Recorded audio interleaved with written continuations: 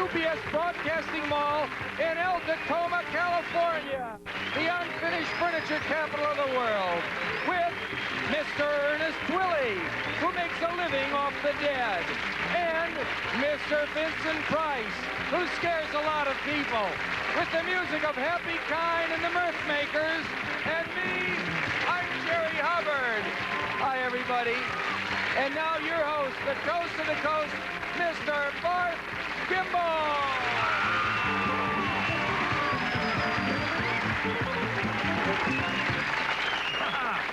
Thank you. Excuse me. Good evening, and welcome again to America Tonight. I'm Barth Gimble, and we've got a show tonight that's just jam-packed with guests. Not nearly, actually, as jam-packed as the green room backstage. I don't think many people actually know this, but we bring out, of course, 4 or 5 guests every night, and they're chosen from about 15 or 20 of what we call possibles that come down to the studio every night as potential guests. Now, a lot of the selecting process is, of course, done at the last minute, sort of seat of the pants type of thing, and it usually falls on my shoulders to make the final decision as to who's on and who gets bumped and who has to go home and see who's on, that kind of thing. Now, I think that's unfair in a way, and because really, why should I be the one making the decision when the show is really for you? I get nothing out of this. I get paid, but whoo, not much. So, I thought we'd go down a list maybe of this week's suggested guests and let your applause determine which of the possibilities is in fact impossible. So, okay, fair enough? All right, we have a dentist. That's it, just a dentist. Okay, good. We have a man who's written a book on how to stay the same weight, and he's looking for a publisher. Is that, okay. We have the Singing Pontoons. They're the Vietnamese refugee choir. They're down here. Okay, great. Good, they come down here every night. I think maybe having them on the show is the best way to get rid of them. So, again, it was up to you, and we've decided. Okay, we have the head of the Save the Redwood Patio Furniture League. That's what I thought. Okay, Barbara Streisand. Great. She's not on the list, but I just thought of it. It's a heck of an idea, and I thought maybe, if one of you know her, know how to get a hold of her, please call her. It'd be great.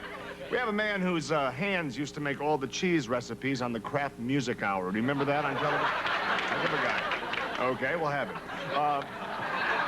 And one other guy's kind of an interesting fella. He's a professor of physics at Cal State in El Tio, and he has written a separate educational folk song about every subatomic particle discovered so far. Okay. Well, we told him to call Dick Cavett in the first place, so... We have an out-of-work television actress with very large breasts. Good, we think alike. I knew that. Okay, well, thank you very much for your help, and I think you can see your results of your voting with your hands probably in the days to come, either here on the show, or if we don't use them, they'll probably show up on Tom Snyder, right? How about a real nice guy in a blue jacket? Mr. Jerry Hubbard.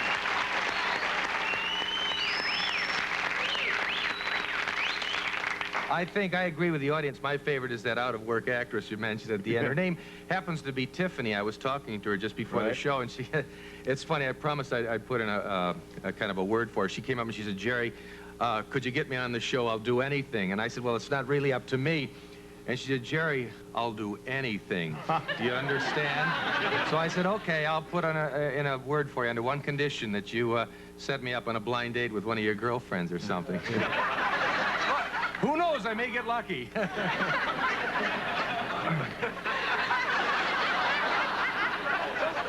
They all seem like very interesting guests, though. Some of them sounded boring as heck, but once they get out here and get into their stories, Well, Jerry, quite honestly, some of the guests are extremely boring, and once we have those boring guests out here, it makes me really appreciate, all of a sudden, you look a lot better sitting here. You know what I mean?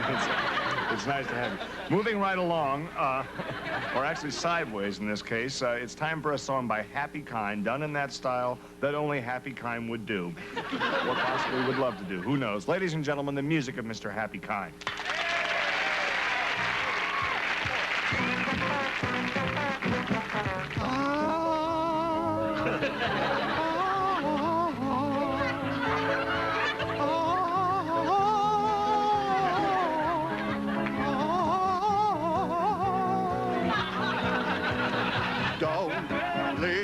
this way.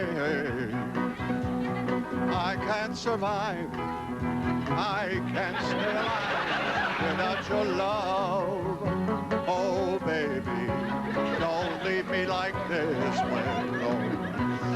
I can't exist, I surely miss your tender kiss. Don't leave me this way, baby, baby. My heart is filled with love and desire for you. Now come on down and do what you gotta do. You started this fire in my soul. Now can't you see it's burning out of control? Come on and satisfy. I can't exist. I'll surely miss your tender kiss. Don't leave me. That was terrific what Happy did, wasn't it?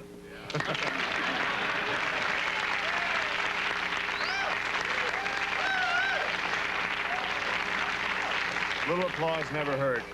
You know, I'm sure you've all noticed that every time a famous celebrity like Elvis Presley or Bing Crosby checks out of this world and registers in that big motel in the sky, the market is immediately flooded with all kinds of great things to buy about that person. My next guest happens to be the marketing genius behind it all. He's the president of Immortal Manufacturers. His name, Mr. Ernest Twilley.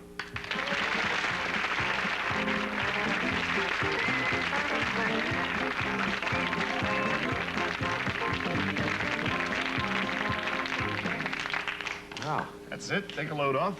Mr. Twilley, I guess in your case, you're pretty happy when business is actually dying, right? Oh, no, Barth. I mean, we don't relish death per se. Really? But when a famous person passes on, well, we feel that someone ought to be there to lend a helping hand, you know, to those fans who feel that deep loss and sense of grief. Okay, how exactly do you help those fans? Souvenirs, Barth. We sell them anything they want. Are you the people who put out that that pillow with a picture of Elvis with the rhinestone teeth and the big bagel yes, that was our pillow, the one that plays Don't Be Cruel when you sit on it. Yes. You see, you just sit down, and you can actually hear Don't Be Cruel to a heart that's true. Kind of like a musical whoopee cushion. I don't know if you... Yeah, sort of is. I hate to say this. Real glad you brought that Yeah, up. but I hate to say I found it a bit tasteless. For one thing, Elvis's voice sounded very muffled. Oh, well. That's just because you're sitting on it. You get much better fidelity if you just stand up and push on his guitar. Well, Mr. Twilley, the thing I'm kind of curious about is how on earth you get these things out on the market just no sooner than the celebrities passed away, you know? Oh, well, we do a lot of research. You see, we keep files on who's growing old and who leads a fast life. Yeah. And who flies a lot. You see, we're ready with a whole line of products at the drop of a hat. Like skydiving, that kind of thing, if that's a hobby. Yes. Get it ready, I see. So, well, that's great, at the drop of a hat, sort of at the kick of the bucket, too, actually. But usually, of course, we're ready to hit the market 5 minutes after a celebrity's hit the ground. Fantastic. That's hardly enough time to really even shed a tear, isn't it? Oh, well, we're prepared for the tears. We've developed a whole new line. Oh, you have Yeah, oh, these there things they here? are, That's yes. what these are, okay. Yes, you see, now, these are disposable tissues with the face of the beloved celebrity printed right on it like that. Now, here, give me another one. Now, here we are. So you see, you can wipe your tears with the face of the deceased. Ah. We have this other one. Yes, and here's another one. Oh, another one of our favorites. You see there's old Elvis. Yeah. And of course, every tissue is suitable for framing. That's wonderful. They cause the tears and they wipe them up. Well, that's one way to look at it.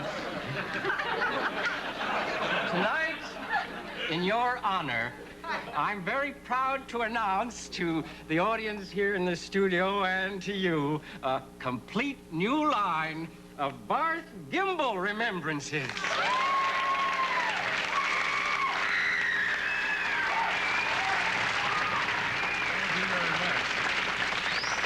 I can tell from the audience reaction, they're anxious to be able to use some of these, get their hands on some. Yeah. What I mean is, unfortunately, I'm still very much alive. But actually, that shouldn't stop our audience from maybe sending away for some or all of these wonderful things that you have here in the Barth Gimble Memorial. Jerry, can you tell them more about it? That's right, Barth. Just send $5.95 for your Barth Gimble Memorial Catalog today. Choose from over 100 products, such as the Barth Gimble plastic bust. There's these Barth Gimble playing cards.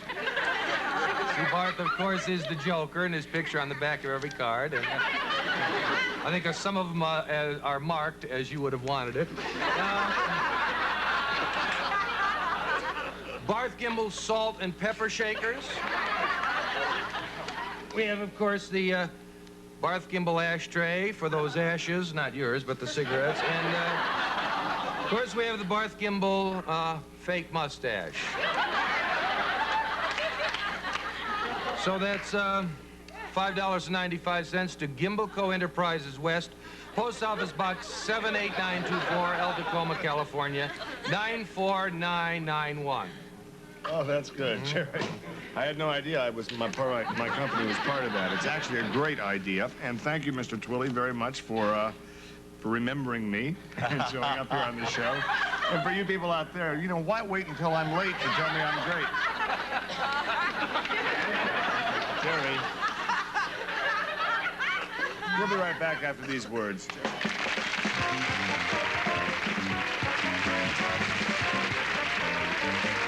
We're back. You know, over the last 20 or 30 years, there have been many, many movies made in Hollywood, and I tell you that because maybe you didn't, but it's true. And my next guest has certainly been in some of them. Please welcome Mr. Vincent Price.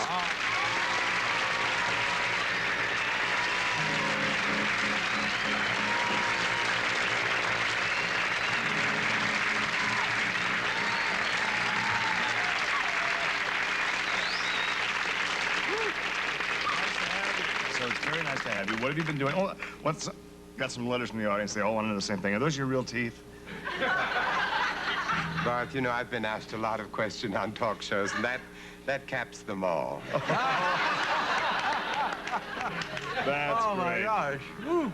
Well, you know, I wondered, I've seen, you know, so many movies where you have those long teeth, and I knew those weren't yours. You'd never get on the Hollywood squares. Right, Peter Marshall wears those. Oh, really? His overbite is very big. Yeah, well, it's overbite, overkill, it's over everything, over hill, over dale. It's good. So, you know, I've seen you, but I have seen you in so many of the movies. You were in The Fall of the House of Ushers. That wonderful, was that. In, wonderful. The House of Wax, which incidentally was not about women soldiers, but it was about people. They poured wax over actually dead people. Live people. Yes. Yeah. it was live people. Yeah, there were live people who poured wax over them. Wow. Yeah. Absolutely. It was great fun. How do you feel?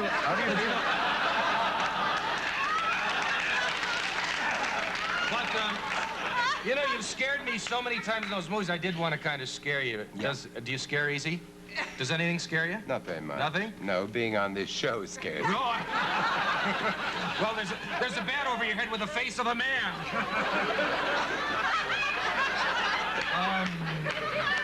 Look into my eyes, what do you see? Come with me to the mysterious house filled with strange women, the House of Wax. That didn't scare you? None of that scares you? No. No. No. Jerry? Oh, look, Jack. No, but what do you think about my potential? Seriously, look at that. Keep watching me. Yeah. There's going to be a little mouse right there, Jerry. You'll be so excited. Maybe you'll get scared yourself. How do you feel about the new wave of all the science fiction movies coming now with the Star Wars and Close Encounters and everything like that? Are you going to be doing some more things in that area? Well, I hope so. They're mechanizing me for the next picture. Oh, that's great. Yes, I go right into orbit. That's fantastic. On my own gas. Well, listen, Vincent, I know you didn't come down here to get bummed out by Jerry. You're here for a very special reason. Mr. Price is actually actually in Alta Coma tonight for the official opening of the Alta Coma, I'm so excited I can't even say it, Alta Coma Museum of Modern Art. That's right, that's right. I'm here to officiate at the opening of the Alta Coma Museum of Modern Art. I haven't seen the pictures, but I'm sure they're delightful. Oh, Yes, are they? The old Pinto wagon pulled in today, and I was the first one out there. It was like a hatchback, and we pulled them out, and they're great. They're wonderful. So I figured maybe the best thing we can go over and take a little look here. Actually, as you know, the museum didn't get the financial aid it needed so desperately, and so the museum's pieces are on loan. In fact, the museum itself is on loan, which is unique for a museum situation. But they're from the personal collections of various residents here in Alta Coma. Let's go have a look. All right. Okay? Over here. Sure. Walk this way. Jerry.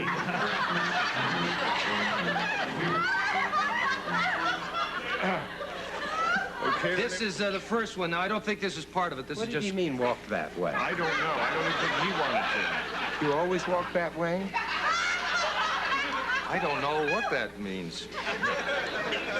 As you know, Vincent Price is a connoisseur of fine art, and so maybe we can learn something about these I'm really paintings we very, didn't very really know. eager to see it, yeah. Jerry, that's not the painting. You want to take No, that I off? know. Okay. Ooh. You know, that's a very interesting painting. It really is. I was in the artist studio in Tijuana. Really? Yes. He paints them on the wall, and then he cuts them out, and that way he gets windows. It's incredible. Now, this is actually a toreador, to show you people at home. This is on velvet here. Toreador. That's his elbow. That's, well, I don't know the difference, but you can come... You can tell it from his elbow. Yeah, you actually can, but I can't say it from his elbow. Oh, I see what you mean. Oh, that's cute. That's a bull. That's a bull and, and a gentleman, and this kind of reeks of mystery down here. We don't know what that is. I don't know what that is, and I don't really want to know what that is. Do you? I mean, it's sort of blood and sand. Well, we have others. Do you have others? Yes, certainly. Good. Don't want anything to happen to this. You could say that's some dogs, so you could say, go fetch the next picture. It's a very catchy picture. What do you think the title of it is? I would say it is, you know, The Dealer Takes Three, or I think so, something like that. And the chips are down. Yeah, that's right. You have another back there? They're playing cards doggy fashion there, which is the same as the people would. It's it. They just kind of... Animals making people out of themselves. I have another surprise for you, Vincent.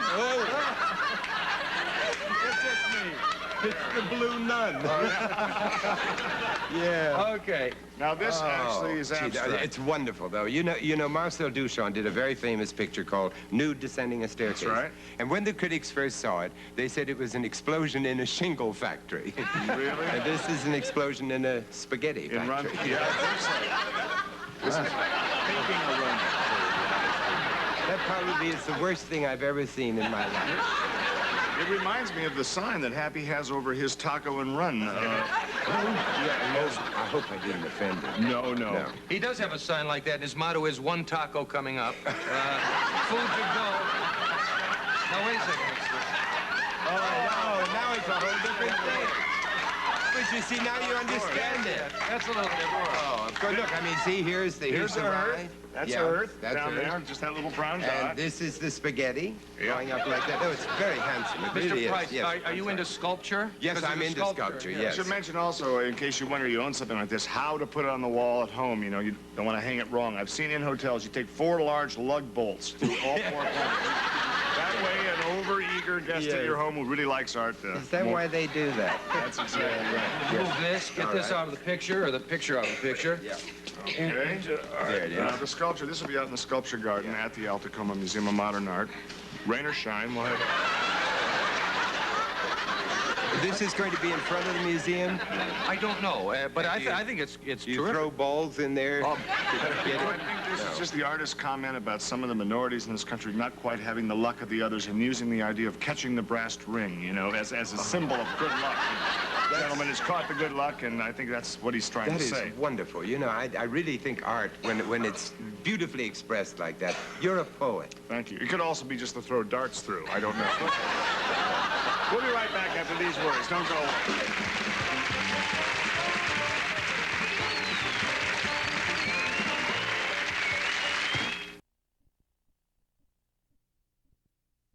Well, that's about all the time we have for tonight. I'd like to thank my guest, Mr. Ernest Twilley, who maybe, who knows, when you kick the bucket, we'll be selling little bow ties that light up. Who can tell? And thanks especially to our wonderful special guest star, Mr. Vincent Price. I think...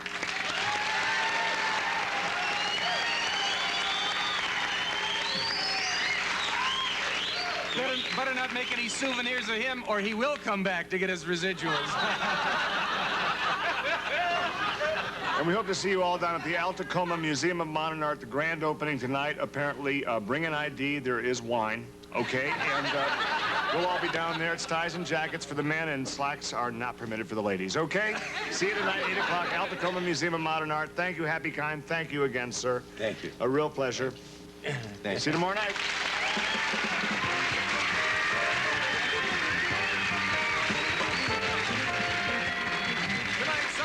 Studio audience will receive the following. Classic curves from Dittos, the Feel the Fit Company. Pants to make every woman feel beautiful in sizes 3 to 13 and 8 to 18. And a $25 gift certificate from Lillian Burns catalog. Jewelry, gifts, decor, personalized items, and things from practical to whimsical. And wet your whistle with Lip Quencher, the moisturizing lipstick by Chapstick in 24 wet, wonderful colors. Join in on the fun as a wild, unpredictable Monty Python comes your way every Monday through Saturday at 11 p.m. Next, our feature, Red Garter. Also appearing on tonight's show were Robert Casper as Ernest Twilley and a special guest appearance by Mr. Vincent Price.